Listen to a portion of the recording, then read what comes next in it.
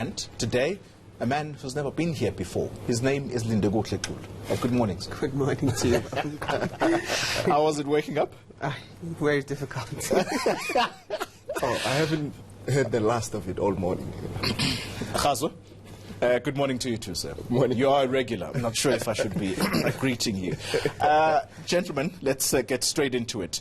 Let's start with the front page of Pretoria News and the main headline there, Toilet Death Saga settled at last.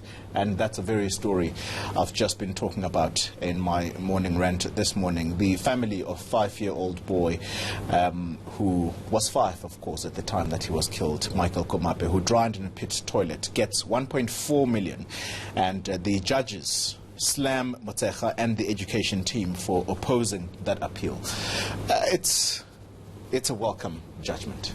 Very much so, Babam Kambe. And one of the things, in fact, that needs to be noted here is that where the judgment was, what was cited there was the fact that, there was emotional trauma and that the Department of Education had accepted that. But when you look at the nitty-gritties in terms of the intricate details of the case, it was Michael's first day at school, right, when that incident happened. So a grade R pupil coming to school for the very first time as a parent, this is of course a key moment. One of those proud moments where you see parents taking photos of their little ones and the excitement all over the country, which is something we're going to be seeing next year as well. And this then happens, and it's all because of, well, not proper facilities in a school environment. Xoli, for me, the biggest gripe against government is that these toilets continue to exist. Yes, and I think that's, I'm not sure, but the cynic in me says that's probably why the Department of Basic Education and the MEC in Limpopo dragged this case out and appealed the judgment because of the proliferation of these toilets across the country. If they lose this case, then they're open to other litigation because across the country there's a lot of these pit And we know that subsequent to Michael Komape's death, there have been other deaths as a result of these pit latrines. Let's have a look in that same front page of the Pretoria News, Lindo. The headline down below says parts of city left scrambling for water after rains wreaked havoc on infrastructure. This is a story that you actually followed yesterday. What actually is happening? Is it true that indeed residents are going to stay for 3 months without water?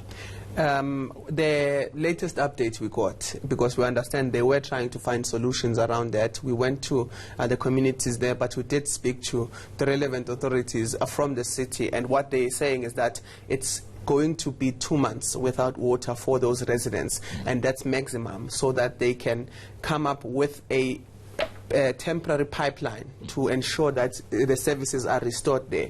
But one of the startling things is that there are many communities around that side. It's about 300,000 people that are actually affected by this. Of course, the reason behind it is that it is because of the floods that we've seen in the past week that had damaged that pipe. But what they are saying is that their infrastructure, as far as they were concerned, was in proper condition, but they couldn't It can't possibly be in proper working condition when it falls over with, one bout of heavy rains. Well, that's what they're saying. They're saying we can never predict Mother Nature's slap, which is something that's written here. That's the response from the acting mayor. So that's the reason we've been given. Xoli, I want to discuss with you the front page of the Mercury that's down in KZN. And the headline there, very, very intriguing story. A Polish group in plot to kill SACP leaders over Janusz Walusz's jail sentence. And the line below that, security details of vulnerable senior leaders under scrutiny. That story, it's talking about Bladen Zemande and the leadership of the SACP, the top leadership of the SACP, and there is this plot to kill them by an extremist group from Poland who are angry about Janusz Walusz, the killer of the former SACP leader who was obviously late. And this group is angry that he's not being released from jail, and now they've even gone as far as fundraising to try and make sure that there is this plot succeeds against Ladies Monday. And it's ridiculous. I mean, I'm hoping that state security is aware and they are monitoring.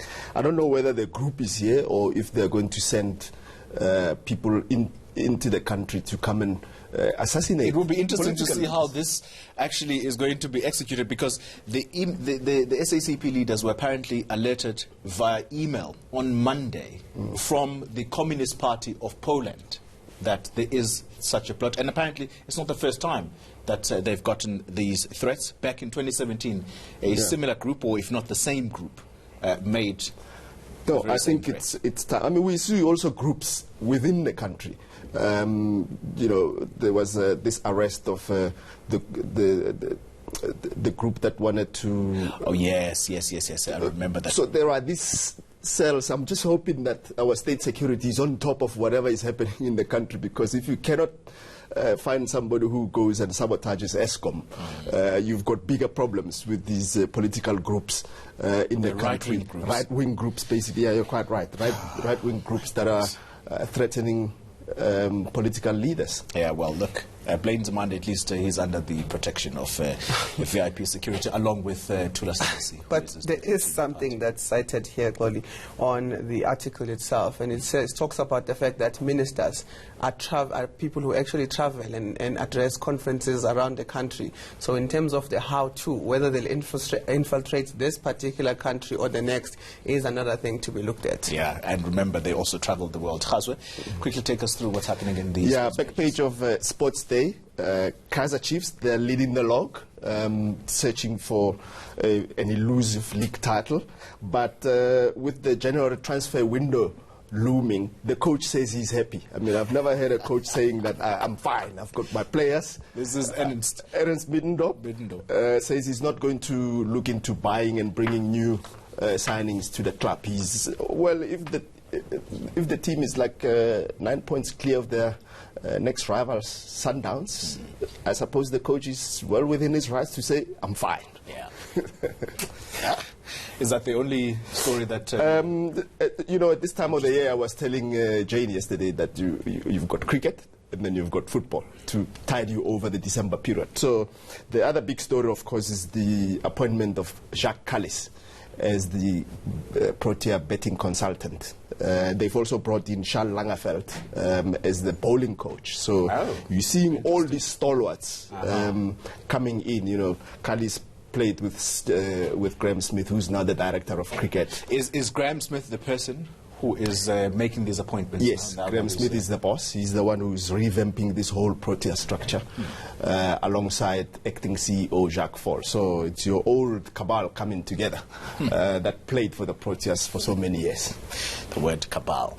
All right, gentlemen, thank you very much. Lindo Guhle Tulu, thanks indeed for making the time. And Khazwe, you and I are staying put. All right.